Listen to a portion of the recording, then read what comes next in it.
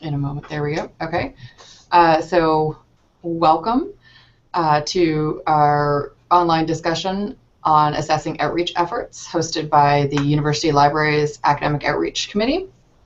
This discussion will focus on strategies and outcomes for assessing outreach efforts, and we will discuss assessment methods, successes or lessons we've learned from less than successful attempts to assess.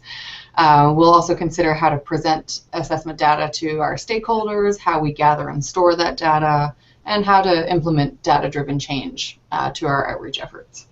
So before we get started, I'll encourage you to grab a pen and pencil or iPad, pen and paper or iPad to take notes or jot down, contact information for fellow participants. And we'll start by introducing ourselves. My name is Carrie Creelman. I'm the coordinator of undergraduate instruction and outreach at the University of Houston Libraries. And we do a fair amount of outreach, most of which is academic in nature, so a lot of learning programming more than marketing of liaison services, although we do a little bit of that. But we actually have a separate library campus engagement committee that does most of our outreach events that market the library.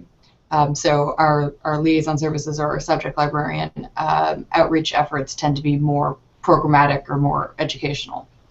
And I work very closely with some of our campus units and offering programming and stuff like that there. So looking at how we assess that and how we tell our story. Someone want to introduce himself? Sure, I'll go next. I'm Nathaniel King. I'm the Director of Library Services at Nevada State College. Nevada State College is in Henderson, Nevada, which is about a 15-minute drive from Las Vegas. We have a relatively small staff here. We have 5 full-time employees. As far as marketing and outreach, it's something that we've been working on, and it's something that we would like to expand. And we have a great opportunity here in the sense that we're opening a new building in about 2 months on a newly expanding campus. And so we're very interested in thinking through ways to take advantage of that opportunity. Mm. Hi, I am Michelle Toth. I'm up at SUNY Plattsburgh, which is way upstate New York, about an hour, maybe 45 minutes south of the border into Montreal and Canada and whatnot. We actually, when I first arrived at this campus 16 years ago, had something we called a liaison program. It wasn't very robust. Everyone was assigned a few departments, not necessarily in a subject expertise area, just departments needed somebody. Over the years, it's gotten less and less. So we've kind of downgraded it to what we call department contacts. We have just recently reinvigorated. I'm actually chairing the committee to reestablish a much more robust liaison program. And as you can imagine, assessment is also on our minds. So we're hoping to have this new program up and running over the summer and starting in the fall. And we're actually going to be requiring people to meet one-on-one with faculty and having minimum expectations and things like that. So that's kind of where we are in this process. Cool. All right. Well, to get us started, I thought we could talk a little bit about what kind of information we currently gather when we assess our outreach efforts. So, number of people, like attendance, or are you assessing learning, or what kind of information are y'all gathering? Well, we're doing a pilot project right now. Those of us who are in the reference and instruction unit have swapped working on Fridays at the desk to doing outreach activities. It doesn't have to be on Fridays, but we're using our reference statistics package, which we're using Gimlet right now, which is similar to like LibAnswers, that sort of thing. And we've got a special tag for the outreach component. So anytime we're doing outreach with faculty, whether in our assigned departments or without, we are putting it into the reference stats, and we're going to do a comparison at the end of the semester just to see volume-wise or maybe more in-depth interactions than what we were getting at the desk. Okay. And are you defining, how are you defining outreach? Right now, we don't have a very strict definition. It's pretty much anything that doesn't fall into the area of service that you're providing. So, for example, I offer a proficiency exam for our course. If a faculty member contacts me about that, I wouldn't count that as outreach. that's just part of my regular service obligation. But anything outside of that would probably count. Okay. Wow, that's broad. Okay. How about you, Nathaniel?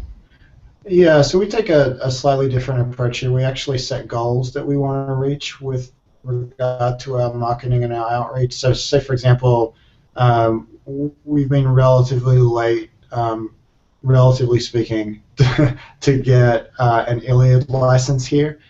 And so one of the goals that we set early on was to have a certain percentage of full-time faculty members who would have ILLiad accounts.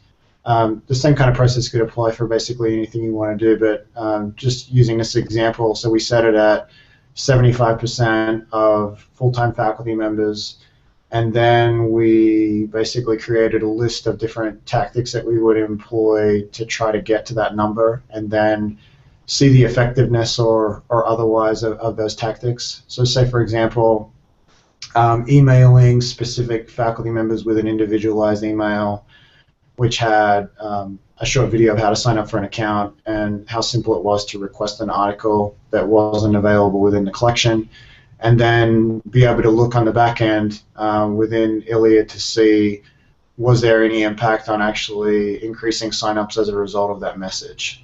And so testing different things like that toward reaching the goal that we'd established. And that's kind of the approach that we take. We're also applying that to trying to get public relations messages out in terms of through student newspapers and things. So our goal is to get an article related to some specific service in the new building, and so working with specific reporters on campus trying to reach that goal. Okay. Wow, that's very different from how we consider or how we work with outreach here.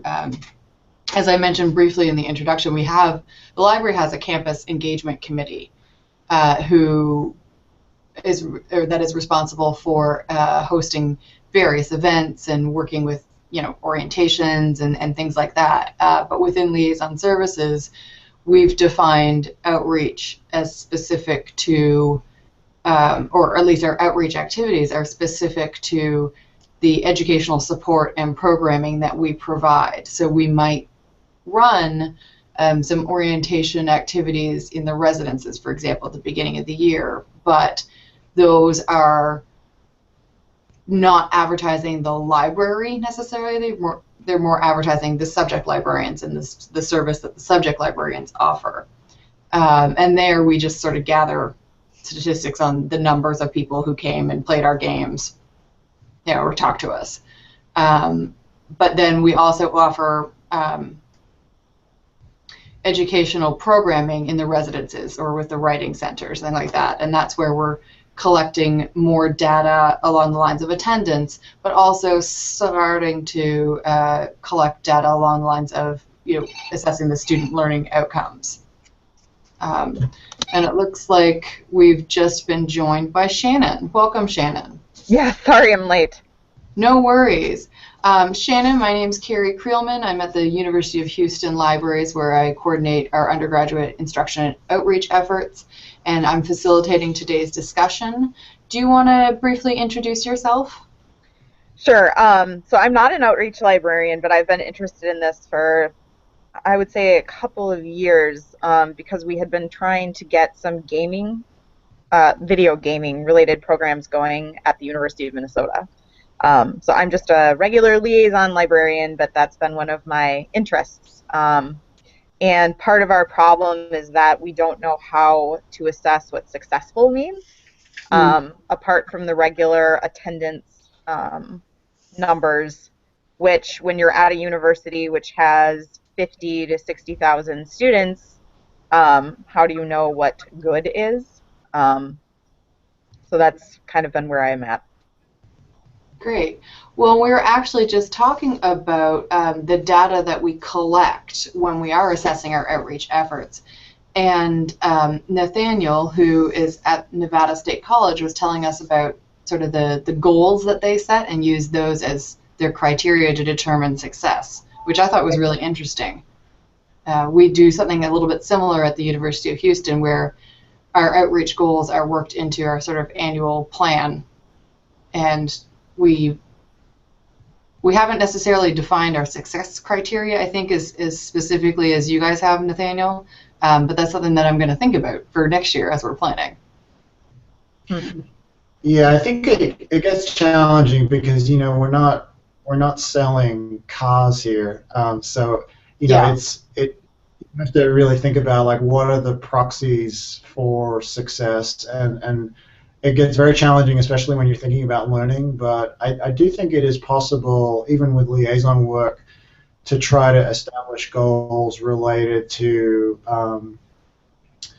number of instruction sessions or number of students taught. There are, of course, scalability issues related to goals like that, and workload issues. But there's definitely, I feel like that one of the large challenges in academic libraries with outreach and marketing is that it's often unclear whether the goals have been met. And one of the advantages of this approach is that by starting with what you want to achieve, you can be a lot more flexible in how you actually do it, and then measure whether you've actually achieved it. The big challenge, and I think this is what was alluded to just a moment ago, is if what you're measuring actually a measure of success that's going to resonate with people on campus, either your library administration or your campus administration. Mm-hmm. Definitely. And we also have Michelle Toth from SUNY Plattsburgh with us. Yeah, the goal piece that you were mentioning before is, we were looking at this, I'm looking right now at this article by Jonathan Miller, a method for evaluating library liaison activities in small academic libraries. And since we're just starting out, the formative model that they used, I think, is what we're probably going to do after our first year of rolling out a liaison program. What model was that? It's a very brief survey, and I like it. One of the first questions is, do you know who your library liaison is? I mean, that's a huge goal, does somebody know who you are? And then asking them how you've interacted with them. One of our minimum expectations going forward is that you are going to try to talk to the department as a whole. You are going to reach out to at least 2 faculty members in every department that you're assigned to meet one-on-one with them. And so this is kind of a good way of checking back in after that first year. Did you meet those goals? Mm-hmm.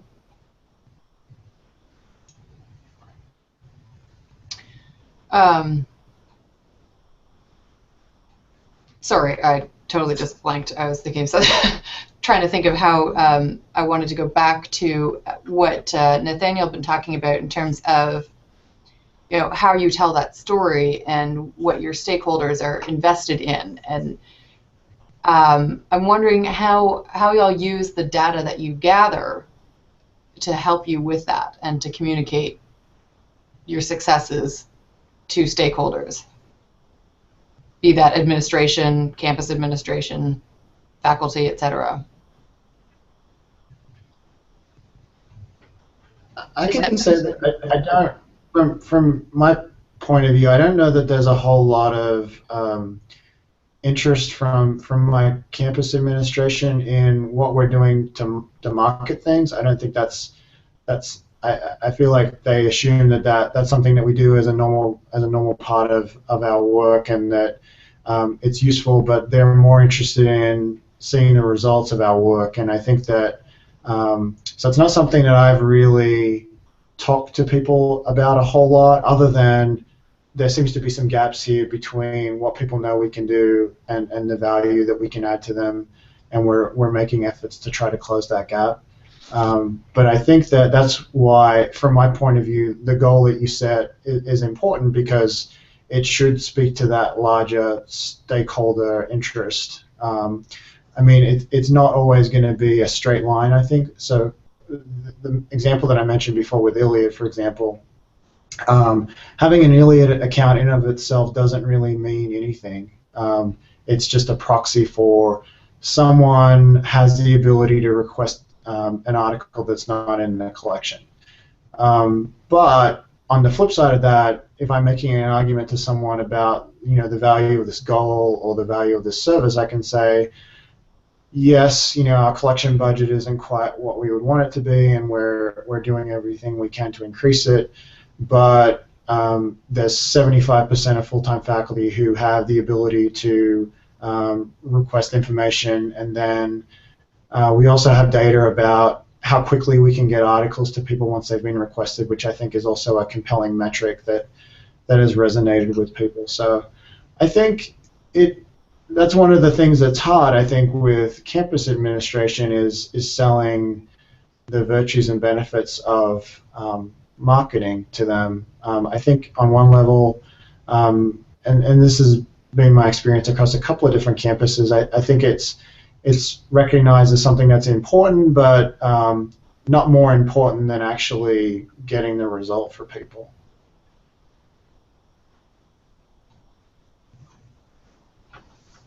Yeah, I mean, when I think about the stakeholder component, some of the outreach we do, one of my responsibilities is also the liaison to the athletics program, and so I work a lot with our student athletes, and I spend a lot of time over in athletics.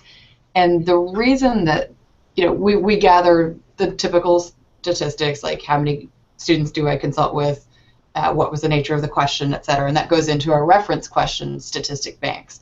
But then I also keep a separate spreadsheet per semester that's got a lot more detail. How much time did I spend with the student on the consultation, but also what kind of interactions did I have? Did I see a student I helped a couple of years ago, and did we chat for a few minutes? Did I talk to one of the academic advisors for a few minutes, and what about? And so I sort of track all of those components, because one of the big campus-wide goals for us is athletic competitiveness nationally. And part of how the library tells our story in terms of how we support each of the different goals at the university level is in regards to athletic competitiveness. It's how we keep our student athletes eligible to play. And part of that is how many hours a week I spend over in the athletics department, how many consultations I have, how long those consultations last, how many minutes I spend of the hours that I'm over there, or how many other appointments does that generate. And so pulling that data out from the rest of our reference interactions helps our administration write that component of the annual report and communicate with the athletics director and other campus administrators about what we are doing, what the library is doing to support our student athletes.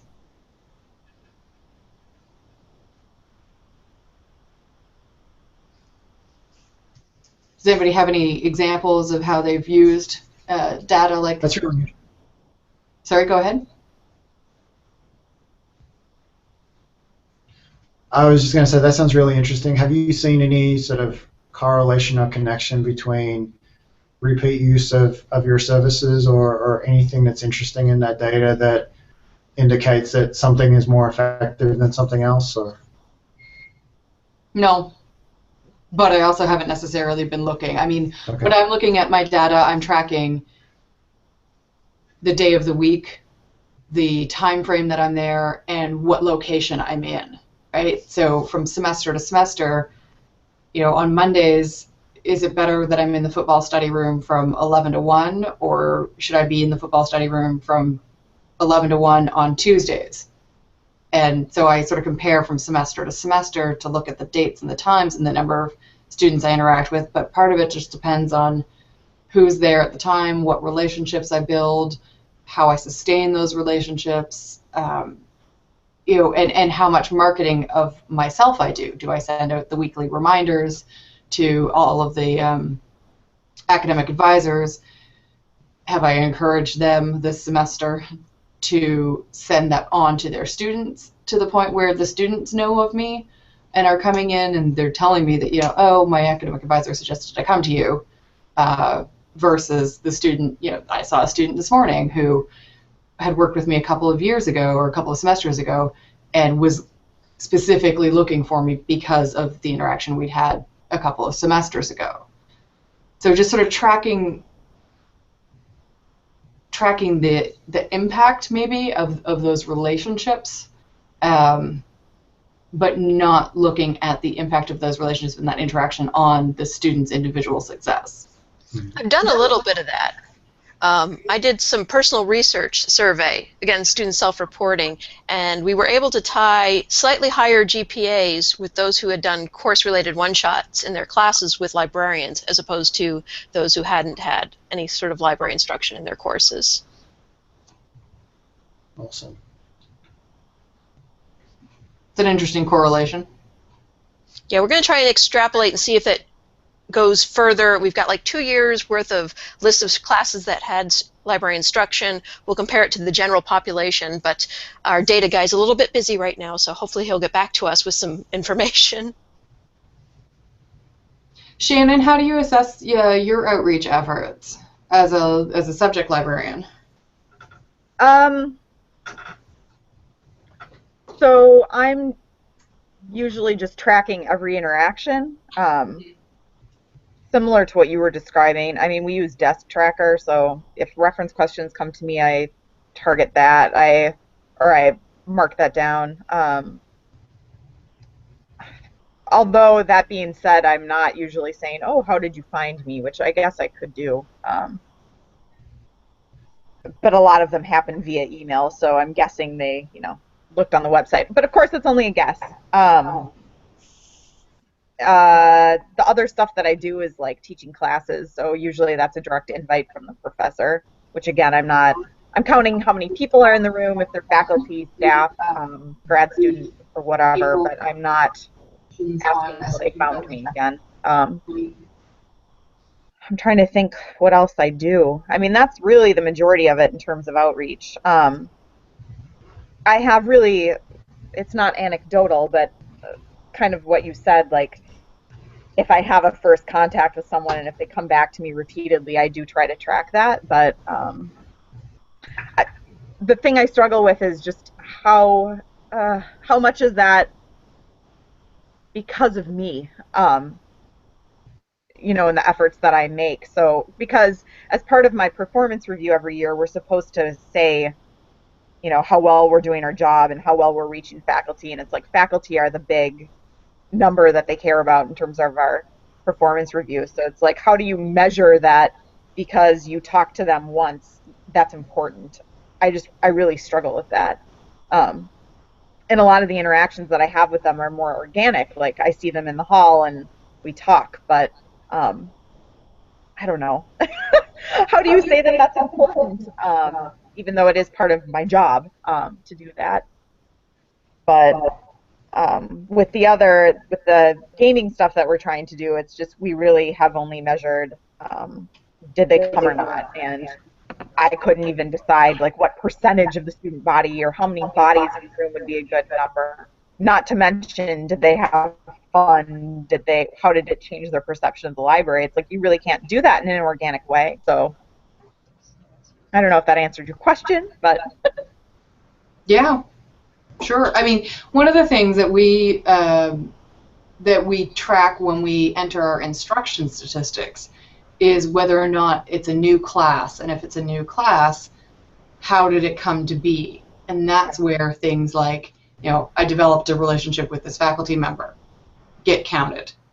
Mm-hmm. Or, a faculty member came to our new faculty library orientation session, or we're invited out to lunch, and whatever. We do try and keep track of that so that we can start to find a way to articulate the value of those relationships. But it's not easy, and it's something that we struggle with too. Rich, are you there? Did you join us?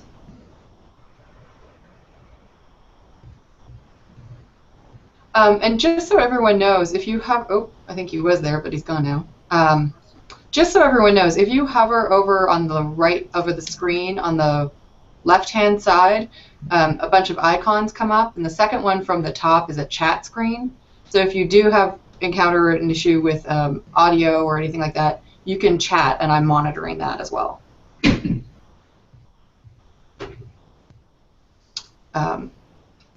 But has anybody else had any experience with trying to sort of quantify that relationship building aspect of the outreach experience?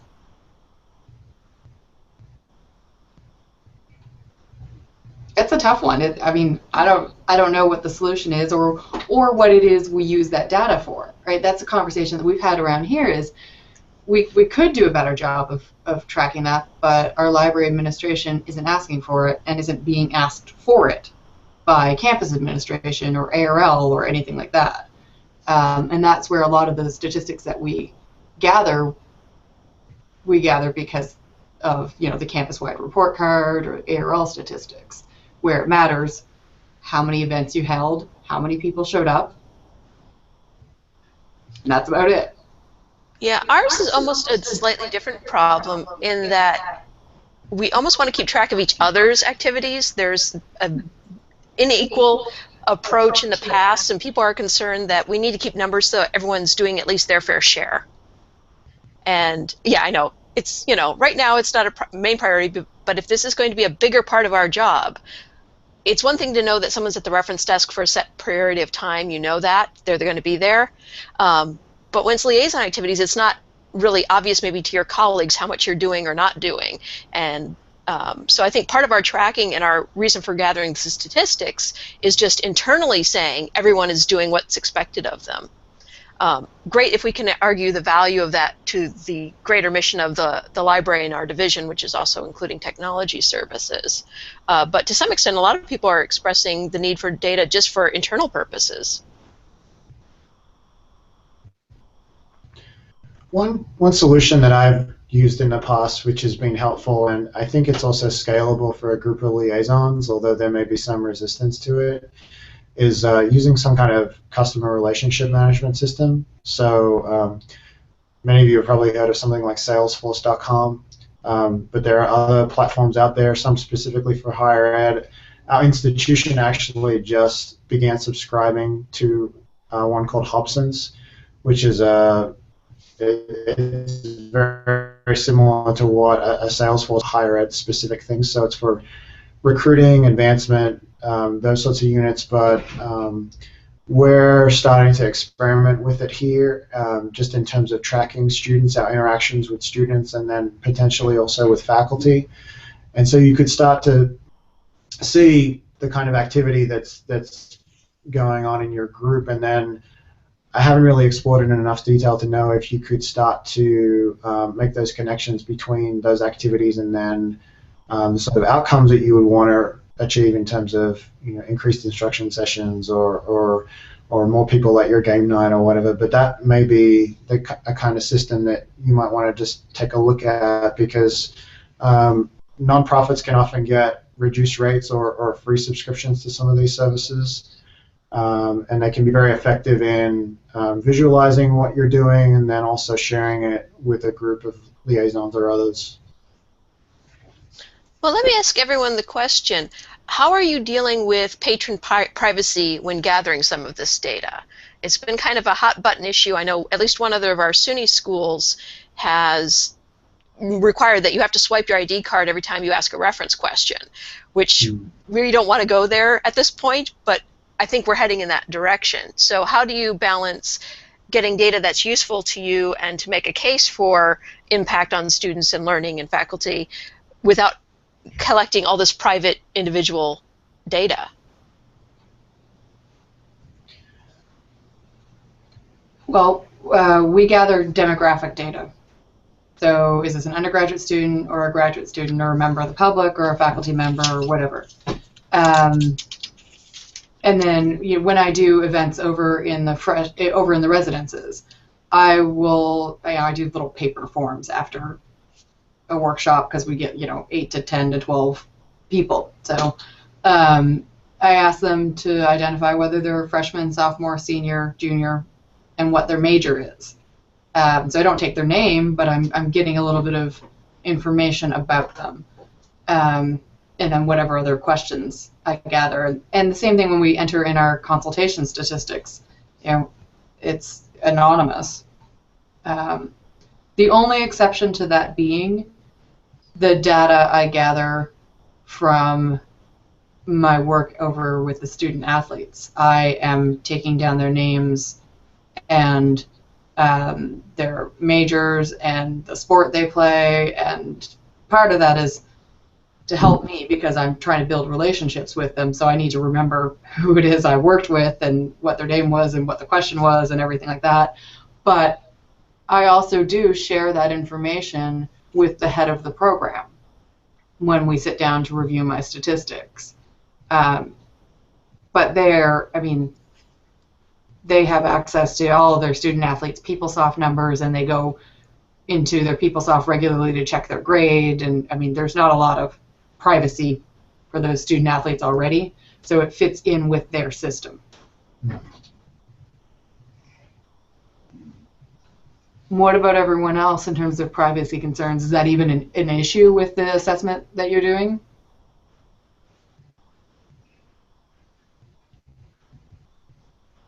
So I work on a campus that's really very heavily invested in doing anything necessary for student success, and so we have a very large institutional research group, and we also work with a predictive analytics company to identify students who are at risk of not being retained or not graduating. And so the culture here is very supportive of gathering as much data as possible. So we're really just in the position of just trying to gather as much as possible about students, not in a way that identifies them in the sense of we're not interested in really who they are. We just want their student number so that we can connect it with other variables that are of interest to us, and that's the main thing that's challenging for us, because there are a lot of interactions that we have with students where you don't really want to ask them to swipe a card or track the number because it's not incredibly scalable. As an example, we force students to log in through our EasyProxy on and off campus, which is very different than what other schools do in the sense of using IP authentication. And in our EasyProxy logs, we've actually turned on the feature that allows us to track the unique student identifier with those resource accesses. So we actually work with our institutional research group to correlate electronic resource use, which is the majority of our collection. It's probably 95+% of our collection, with undergraduate GPA, with their sort of demographics and other variables that are of interest to us. So we may be unusual, but we're really just trying to gather as much as possible to try to help us find the things that make an impact on students.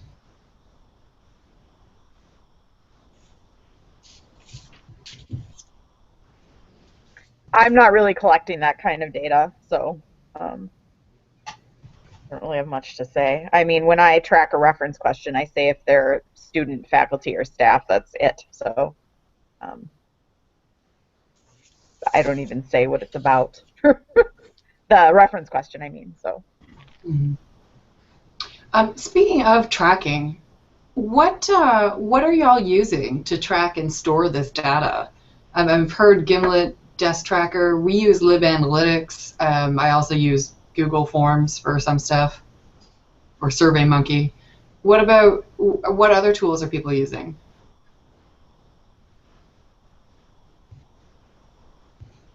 Well, I mentioned Gimlet before. That's how we do our reference stats. We are using part of LibAnswers. We're using their SMS texting, so all the texting goes there. We're part of the 24/7 chat service. It's kind of a shared thing. So we've got like 3 or 4 systems we're pulling data from for just our reference stats. For the new liaison program we'll be starting in the fall, we've set up a Google form and a spreadsheet. And that'll probably be it to begin with. And does this stuff feed into any sort of central data repository? I mean, we're in the process of setting that up, and we're looking at things like Tableau and other things to help us store and then visualize this data. Is anybody working with anything like that? I've played with Tableau. I haven't bought the full package. I did it for my own personal research, and it was very useful. We are institutionally, we are investing in a dashboard type system, but they're focused on academic departments, and their dashboards will be set up very similarly. As you can imagine, the library is very different, and we need to have our own designed. So I think we're low on the totem pole, unfortunately, right now, but I would love to get my hands on that. And I would love to just have like a dedicated programmer sitting next to me saying, okay, how can we pull all this stuff together? But I don't think that's going to happen for a couple more years. So we use Tableau to visualize our electronic resource data, and I'd be happy to share the link with you if that would be of interest. Oh yeah, that'd be cool. Sure. If you can paste that into the chat, that'd be great. Oh yeah, sure. Let me see if I can do that real quick. So we only, as far as I know, use Desk Tracker for both our reference statistics and our instruction. I do not know if they use it to visualize anything, but like I said, our university is so big that we have instruction coordinators, so they're probably doing that stuff, and we have other people that are looking at the Desk Tracker. I personally use it, like I said, for my merit review every year, but that's it. Yeah, in lieu of any sort of dashboard right now, our units are required to submit to our dean monthly kind of what you're working on. So mostly just stats. How many library sessions, how many students were reached, reference questions, that sort of thing. Okay. So we have about 20 minutes or so left, and I do want to make sure that anything you came in with that you wanted to get out of this, any questions that you wanted to ask, or certain issues that you wanted to discuss, that you have lots of opportunity to bring those to the discussion table.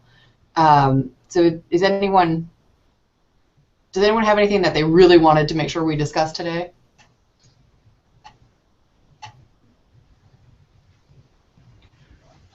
Oh, and thank you, Nathaniel. I see that you've posted the link to the Tableau dashboard for us in the chat. Ooh, pretty.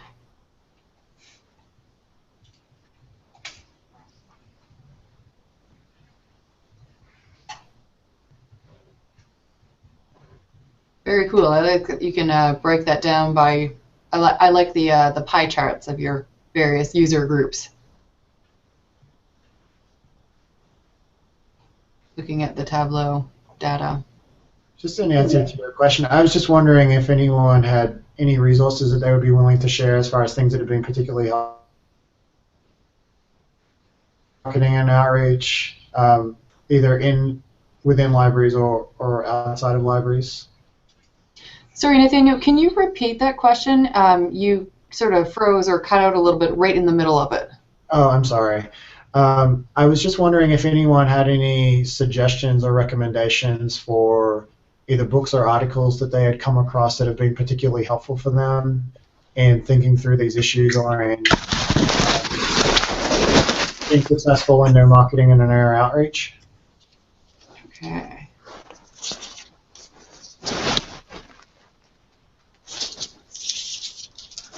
Not off the top of my head. I know that there were a couple of articles that I found interesting and helpful when I was first taking over the liaison to athletics, in terms of what people were doing and how they were assessing and using that data, but I can't for the life of me think of what they were, who they were now.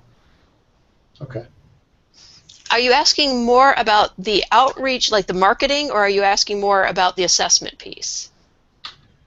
Either. I mean, anything that you found really helpful. In my experience, I think a lot of library marketing work hasn't been very helpful for me, and I was just wondering if there was anything that people could recommend that would be that's been helpful for them, I guess, and related to anything that we've talked about today. Mm-hmm. Yeah, our library actually has a PR person. He actually came in from advising, so he's got a different perspective and take on things than us as librarians. And that's one thing I know has helped us a lot, is having someone who's not a librarian promote the library, because they speak very differently than we do. They don't use the jargon, they think a little bit differently. And actually our social media has been ramped up as well lately, and that's working well. But for the assessment piece, the ACRL Academic Library Contributions to Student Success, Kara and Karen, I'm actually going to be at a conference with them tomorrow, is an outline of all those different assessment and action projects that went through that first year. And they've got nice summaries, and you can go through and see which might match up with what you're working on. That's a good suggestion, Michelle. Thank you.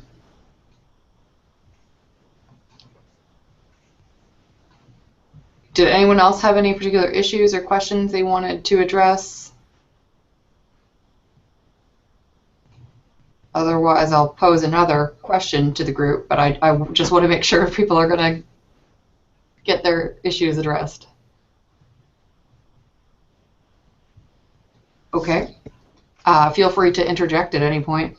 I'm wondering if we could go back to the discussion about sort of distinguishing between marketing or promotional outreach and instructional or programmatic outreach efforts. Are y'all distinguishing between those two? Are you seeing that as an issue or a question to distinguish between when you're talking about outreach efforts?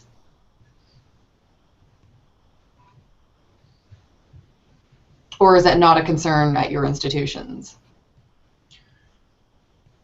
I think for us, the kind of marketing PR thing is selling the programs. For the librarians, the outreach is actually the programming, whether it's outreach to faculty, an actual guest speaker, using reference services, that sort of thing. At least that's here how we've kind of thought about separating those things out. I mean, obviously going to talk to faculty is promoting in some ways, but we don't think of it as advertising or PR necessarily. Whereas we have someone who puts out a campus-wide newsletter once a semester. That's the PR piece.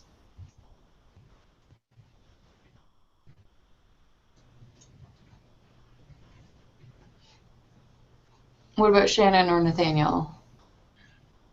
Yeah, I don't really see. I don't really think about that distinction too much. Is there something that's driving you to divide things in that way, or? I guess so. I guess that's sort of the focus of the within. That's the focus within which my outreach endeavors live. Looking at, we separate. We don't really consider instruction as part of our outreach. That's what people come in and do, and we don't necessarily consider that relationship building with faculty or that liaising with faculty as much. I mean, I know it is outreach, but when we set our outreach goals for the department or for the program, that's not factoring in there. That's more, sort of a part of the job responsibility for the subject liaisons. Our outreach tends to be more, partnerships and programming with the Writing Center or Learning Support Services or the residences or athletics or the creative writing program. I don't know, just any of either the student or the support services organizations on campus, and then what kind of programming. What kind of programming we offer there, and that's more, again, not necessarily the orientation, get to know about us. It's more the doing a workshop on how to identify your information need and break down your research topic, or evaluate your sources, or incorporate the information you find, etc. It sounds like your outreach is really focused on students then, as the primary. Mm-hmm. Okay, yeah, and ours, because we're developing this liaison program, our outreach tends to be more directly to faculty. So I'm wondering, do you actually have specific goals for student outreach and specific goals for faculty outreach, or are they all encompassed under the same set of goals? No, our goals for outreach tend to be more focused on students, because it's the individual liaisons might be creating individual goals that focus on outreach with faculty. And I know when I was a liaison, I had a goal around my office hours in the department and wanted to form new relationships with X number of faculty and our new faculty, and tracking the interactions I had with faculty through that. But from our programmatic perspective, it's more about building those relationships with our campus partners and the type of programming we offer and the number of the students who come, and what they take away and what they want from us in the future.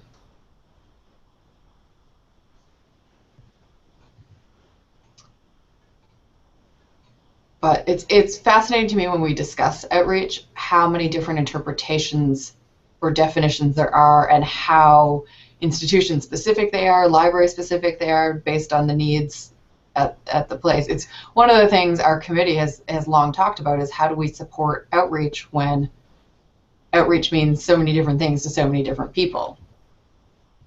So it's always of interest to me to hear how people define it at their institutions. Yeah.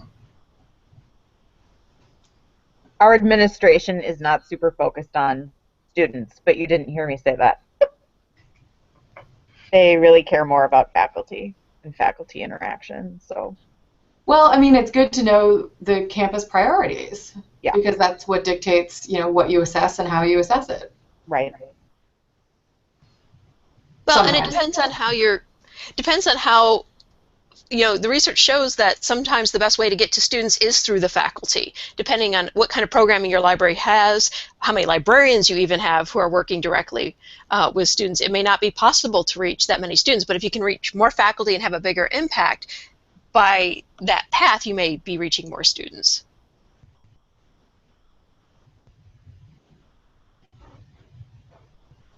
And so I guess another question I had is, does anyone have any either learning from success stories, or maybe learning from failure or less than successful attempts at assessment that they want to share with us, and how that worked out, how that affected how you offer the outreach again in the future, or the programming in the future? I can offer one up. So we have a personal librarian program here, and we also had one at my previous institution as well. And I was really interested in trying to get some metrics about how successful this program was, and at a very granular level. And so I started a subscription with an application called Tout, T-A-T-O-U-T. I think the website is toutapp.com. And it allows you to basically see when people have opened your email. And the way that it does that is by inserting like an invisible pixel into the email. And so I was very interested in, one, seeing how many people actually opened the email from their personal librarian. And then two, was there a difference with different subject lines, different text, if I included links in the message, say to a guide about, or a photo, or say if you want to say what I look like, so if you see me around campus, click this link here. And so that was very sobering in the sense of how many people actually opened the email, and then how many people actually engage with me after having sent those emails out. And I think that personal librarians and even liaison librarians, there's a lot of emphasis on reaching out and having a lot of contact with people, but without this kind of data, I think it's sometimes, especially via email, and without this kind of data, I think it's difficult to know whether it's successful or not. So while it was sobering, I also did learn a lot about the importance of subject lines, which is, I think, something that most of us recognize daily in our inboxes, where we often delete things without reading the message based on the subject line. And I actually saw a 20% difference in open rates for one subject line versus another. So applications like that can be very useful in terms of allowing you to really hone in on the message that's more relevant to the audience that you're targeting it to. But it can also really throw into question, I think, the value of some of these things that are relatively widespread in libraries that may or may not have a lot of value for the users that are being targeted. Yeah. Any best practices or tips you want to share with us from that? That sounds really interesting. I would just say I can save you a lot of time and just say use Tout. It's probably the best email marketing platform out there that I've looked at recently. There are some, you can send up to 5 emails for free per day, which is not very many, but it may be enough if you have a small liaison area. One of the important things I think about email marketing software is you don't necessarily want the email to look like it's come from email marketing software, because I think for a lot of people that just screams like it looks like spam. In my experience, and your mileage may vary depending on your campus servers and your IT security and things, the tout emails do look like regular emails from your institutional account. Programs like MailChimp and Constant Contact and these other ones tend to have that look of being spam. So I would go ahead and sign up. It does get expensive relatively quickly. I mean, it is sales software, so it's assuming that you're in a for-profit environment. They do have not-for-profit pricing if you inquire, and that's something that I was able to set up, and it was very helpful just in terms of having a sense of, is this effort that we're spending sending these messages really useful? Yeah, and that's a great way to assess impact of effort. I love it. That's one of the big challenges with outreach and all these activities is how do we assess that impact? That's a great idea. Okay, well, we're almost at 5 to the hour, so does anyone have any final thoughts or comments or questions they want to sneak in?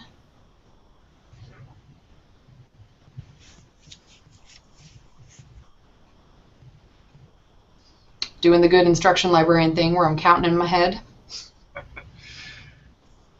But hearing none, in case you have meetings at the top of the hour that you do not want to be late to, we'll end just a few minutes early so that everyone can get to where they need to be next.